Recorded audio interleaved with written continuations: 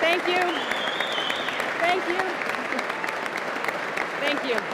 Thank you.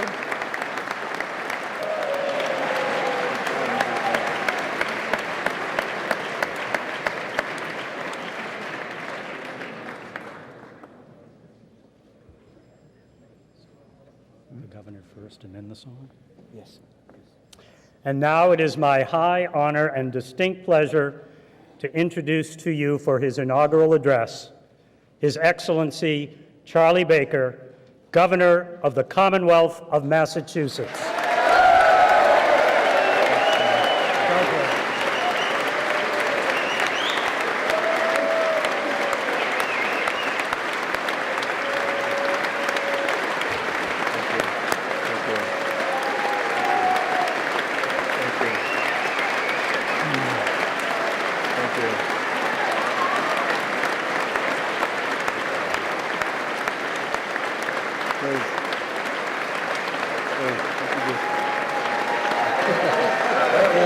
That worked really well.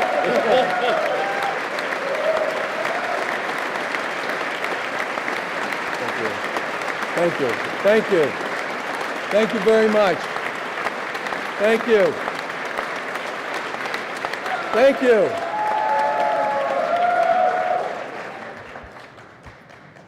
Mr. President and members of the Senate, Mr. Speaker, members of the House of Representatives, Lieutenant Governor Polito, members of the Governor's Council, and the Cabinet. Welcome, folks. Chief Justice Gantz and the Judiciary, constitutional officers-elect, thank you for being here. Former governors, Weld, Swift, Romney, former Senator Scott Brown, Governor Christie, Governor Raimondo, distinguished guests,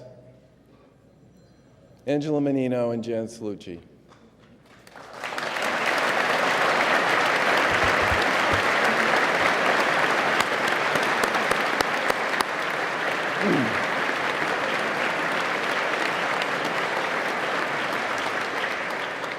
I've known and admired you both for many years, and I always really appreciated the joy and the integrity that your husbands brought to public service. There were lessons there for all of us, and thank you very much for being with us today.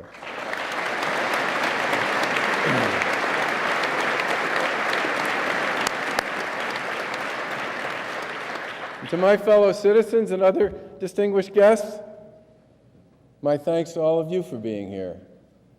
It is with great humility and high honor that I assume the office of Governor of the Commonwealth of Massachusetts.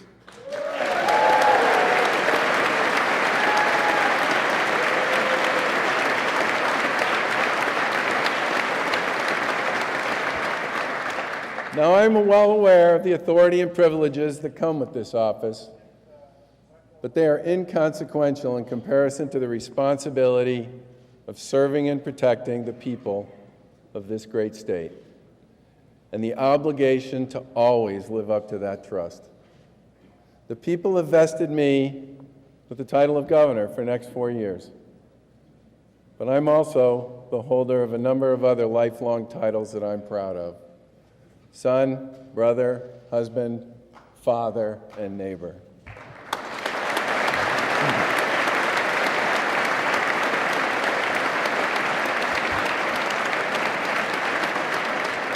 Those titles have shaped the values and the vision that I bring to the corner office. That Bible That Bible that I placed my left hand on a few minutes ago is the same one my mother held for my father 46 years ago when he was sworn in as Assistant Secretary under then U.S. Transportation Secretary John Volpe, former Massachusetts governor.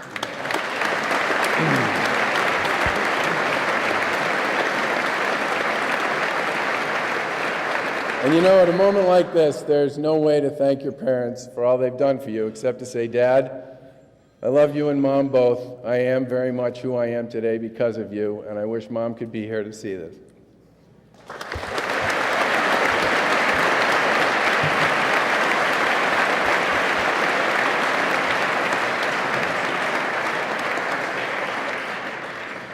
I especially want to thank my wife, Lauren.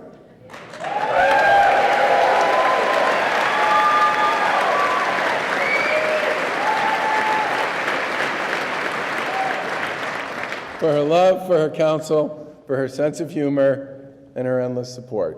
I knew when we got married 27 years ago that I was a lucky guy. But after 27 years and 3 wonderful kids, I know that I am truly blessed.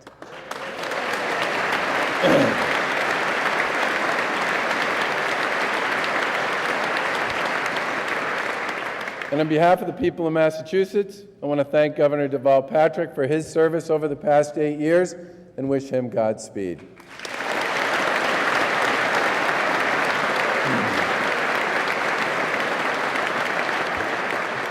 I want to sincerely thank all our public safety officers, first responders, and corrections officers for the work that they do.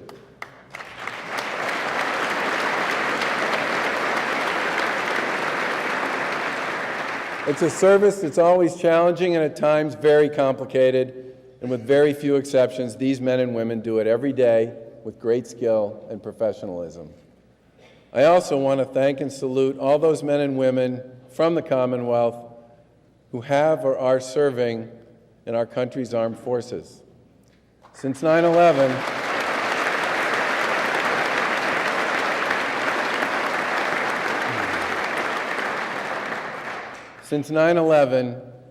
many citizens of Massachusetts have answered our nation's call to service and serve with distinction. And when men and women serve, so do their families, and we must never forget that.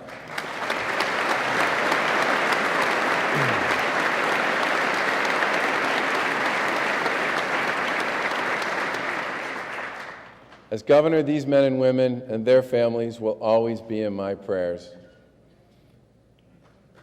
Mayor Walsh, I want to thank you for giving us this opportunity to participate in this event today in your city. And we wish you nothing but the best of luck in your service on behalf of the people of Boston in the years ahead.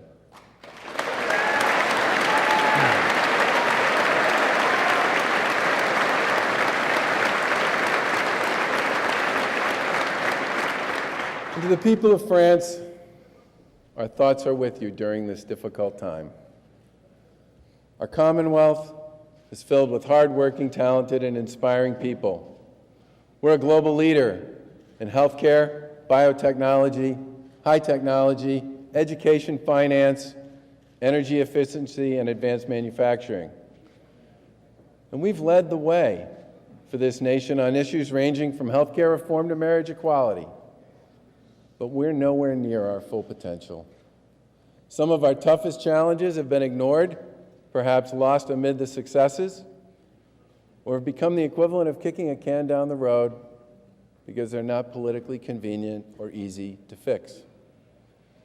They range from having more than 1,500 homeless families assigned to hotels and motels, to dozens of lapses in performance that are frustrating for many, and in some cases, devastating in consequences.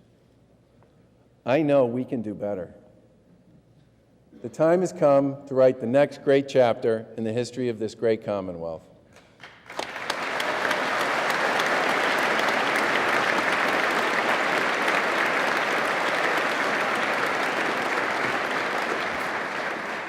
To build on what makes us great and get much better at what doesn't. Lieutenant Governor Polito and I have recruited a talented, diverse, experienced, and bipartisan cabinet and staff.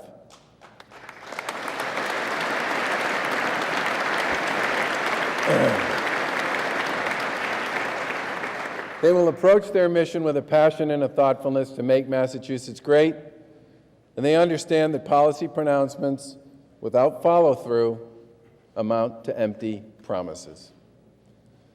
Former Mayor Tom Menino taught us all many valuable lessons.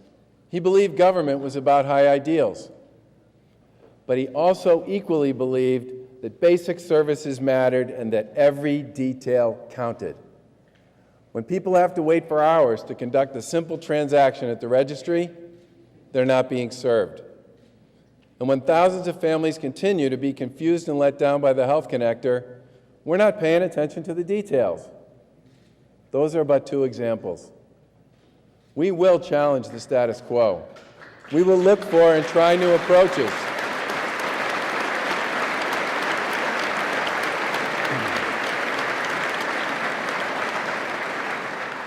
And we'll recognize they may not always work. And when that happens, we'll acknowledge it, learn from it, and try again. I believe our actions will be heard in many ways, but the loudest of these actions will initially be in dealing with an immediate budget deficit, building a job-creating economy everywhere in Massachusetts, closing the achievement gap in education, confronting opiate addiction, and revitalizing our urban centers.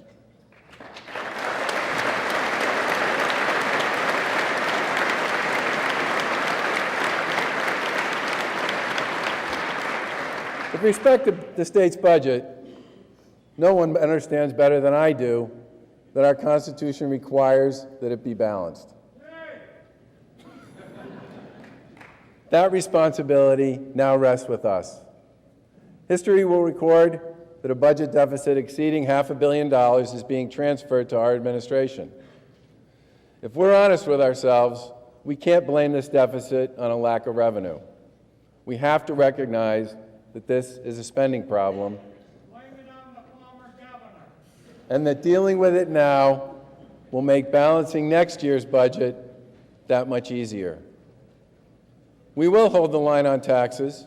We're already demanding enough from our hardworking people.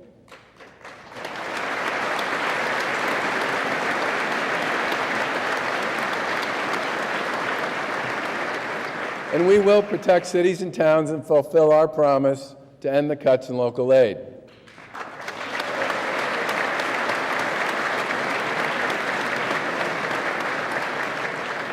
Otherwise, everything's on the table, and we look forward to working with House Speaker DeLeo, Senate President Rosenberg, and members of both legislative branches to close this gap. And while there are efficiencies to be gained and structural changes to be made, there's no doubt we have to make difficult decisions, and we will work collaboratively to do so with great sensitivity and careful judgment. But growth is the biggest solution to any budget problem. We have a 5.8% unemployment rate here in Massachusetts.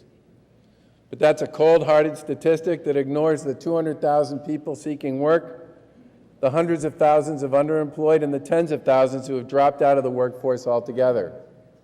And there's no single initiative that can start and sustain a job-creating economy, but there's clear evidence that we're too complicated, too expensive, too slow to move and make decisions. And on this, we must and can do better.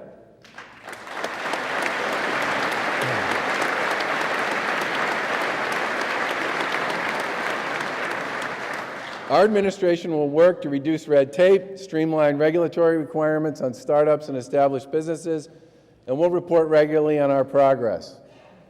Healthcare costs are an enormous burden for everyone.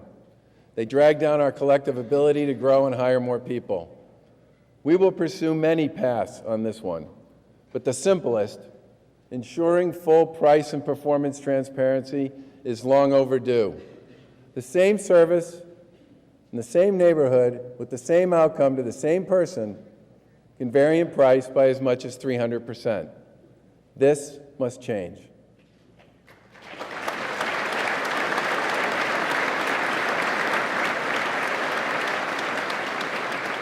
There's also a direct link between economic growth and sustainable, affordable supplies of energy.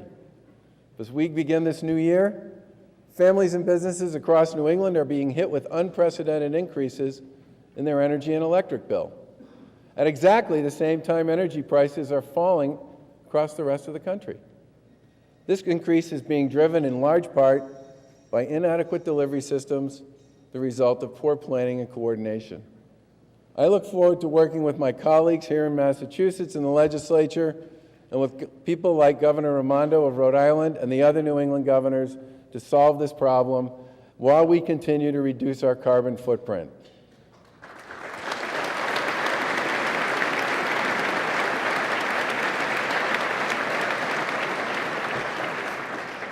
Now, I'm the proud product of Massachusetts public schools.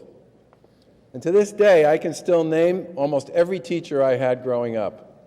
They moved me, they challenged me, and they made me feel like my opinion mattered. Across Massachusetts, go for it, Judy. Across Massachusetts, there are many talented and inspiring educators doing for their students what their predecessors did for me. I was in Lawrence yesterday. Karen and I were both there, witnessing firsthand the progress that's been made in just a few short years there. And despite all their issues, and they have many, a renaissance is underway in their public schools. Attendance is up, dropout rates are down, test scores and graduation rates are up, the school day is longer, and Lawrence is hardly alone. There are exceptional schools in many of our most disadvantaged neighborhoods throughout the Commonwealth, proving they can get it done for kids no matter what their circumstances.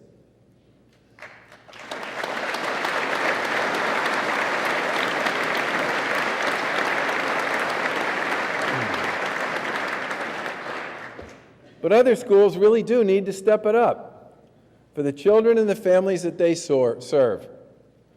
Poor performance, given the dramatic success other schools have demonstrated, can no longer be tolerated. And while traditional public schools will always be the backbone of our education system, we need more high-performing public charter schools, especially in underperforming school districts, to complement them.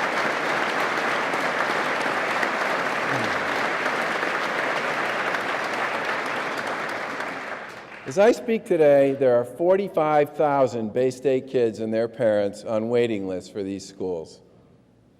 45,000. It's wrong for any of us to stand on a front porch or in a city neighborhood sympathizing with a mom or a dad when they tell us their child's not getting the education to succeed in life that they deserve, and then oppose lifting the charter school cap or making the kinds of changes that are being made in places like Lawrence to ensure that every school is great. Now, last year, Governor Patrick called opiate addiction a public health crisis. He was right. It is a crisis. It's one that cuts across every community in the Commonwealth. Now, several months ago, I met John and Stephanie Green of Easton. After a routine medical procedure, their 19-year-old son, Evan, was prescribed opiates for pain. Slowly and unknowingly, he became addicted to them. And when the prescription ended, he turned to heroin. Over a period of years, John and Stephanie tried as hard as any parents could to help their son. It was an agonizing, yet all too familiar story. And tragically, Evan fatally overdosed almost a year ago to this day. Now, as a parent, my heart goes out to John and Stephanie for their devastating loss. As governor, I intend to tackle this problem head on, because too many families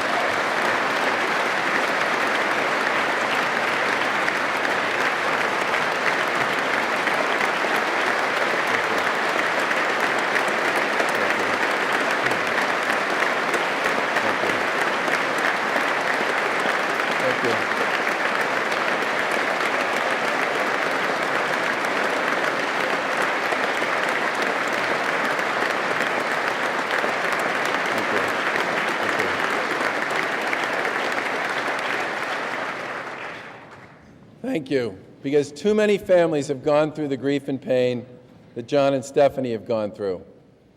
I look forward to working with Attorney General-elect Maura Healey, Boston Mayor Marty Walsh, and many others on this issue, because without strong action, many more individuals and families like the Greens will have that same terrible experience. Now, when Lieutenant Governor Polito and I campaigned last year, we said we were chasing 100% of the vote. Based on the results this morning, we clearly didn't get it. But we campaigned hard in many communities of color, and we did so because we believe these neighborhoods have not benefited from the economic success that has become more commonplace in other parts of the Commonwealth. But there are inspiring points of light in these communities, because individual economic development, education, community development, and social service entrepreneurs are turning so-called lost causes into definite winners.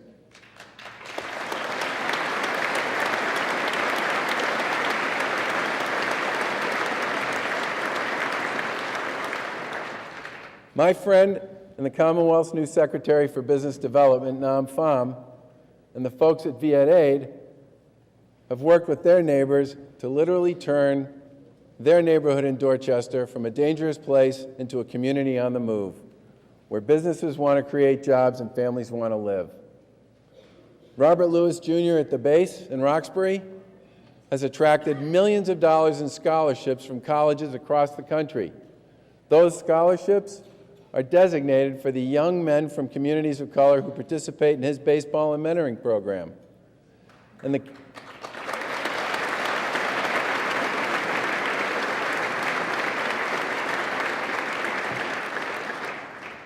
kids at United Teen Equality Center up in Lowell, they're turning gang members into productive citizens through programs like their Culinary Institute. When you talk to them about their success, their enthusiasm to do more is contagious. Our problem is not that no one has figured out what works, it's just the opposite. The entrepreneurs and leaders that I just mentioned, as well as many others I met during the course of our campaign, have cracked the code. Our government just hasn't had the will or the foresight to support what they're doing and do more of it.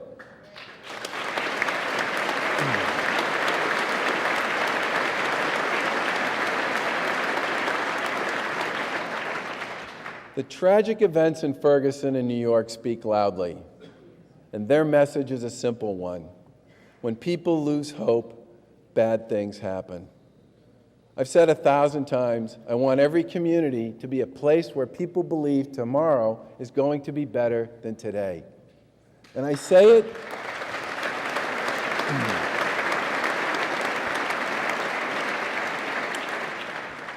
it not just because I believe it, but because I believe in it. The great writer and philosopher Samuel Johnson once said, "The natural flights of the human mind are not from pleasure to pleasure, but from hope to hope." Put another way, if you think things are heading in the right direction, then you believe in and can't wait for tomorrow, no matter where you might be today. And that faith in tomorrow needs to be based on something beyond, no offense meant to my good friend Dennis Calhoun or to Bishop Foxworth, the word of our Lord. The quality of the schools you send your kids to, the parks they play in, the main streets you can walk to and from your house or apartment, the job you have, and the future it offers to you and your family. If we are to avoid the tragedies that make the front page, like Ferguson, and those that don't, like the awful shooting death of Don Jaffier, then it's imperative that we renew our commitment and redouble our efforts to provide everyone, no matter where they live, with the kinds of opportunities that exist in this Commonwealth.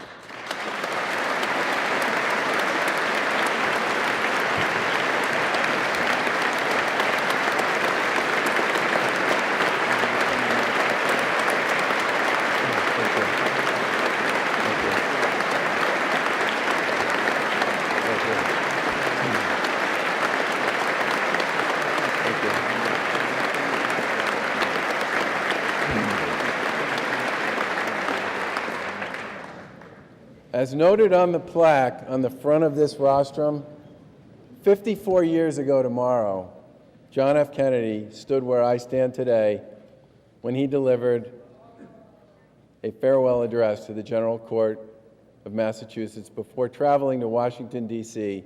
to become our 35th president.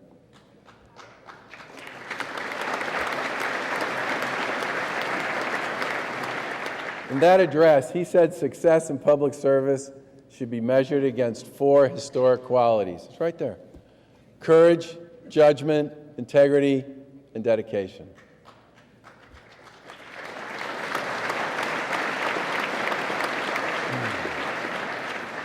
The President-elect defined these qualities for his time in office. Today, I offer them as this administration's compass in the years ahead, but redefined for our time.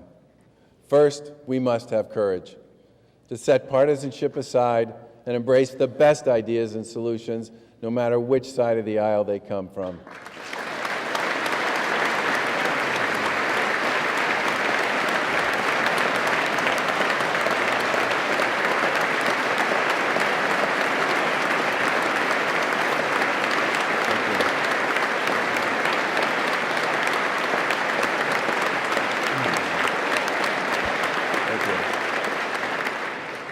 Second, we must have judgment to make our government as efficient, responsive, and innovative as it can be.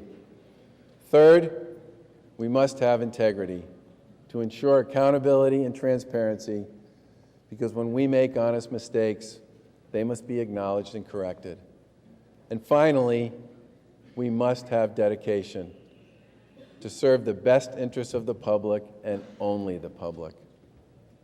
It's undeniable that the ability and responsibility to make a real difference in the lives of people, a growing and competitive economy, quality and affordable education for all of our kids, responsible, forward-looking environmental policy, as well as strong and safe communities, lies with and within us. If we approach our work every day with courage, judgment, integrity, and dedication, only by working together will we make Massachusetts great. And with your help, I know we will. God bless you, and God bless the Commonwealth of Massachusetts. Thank you.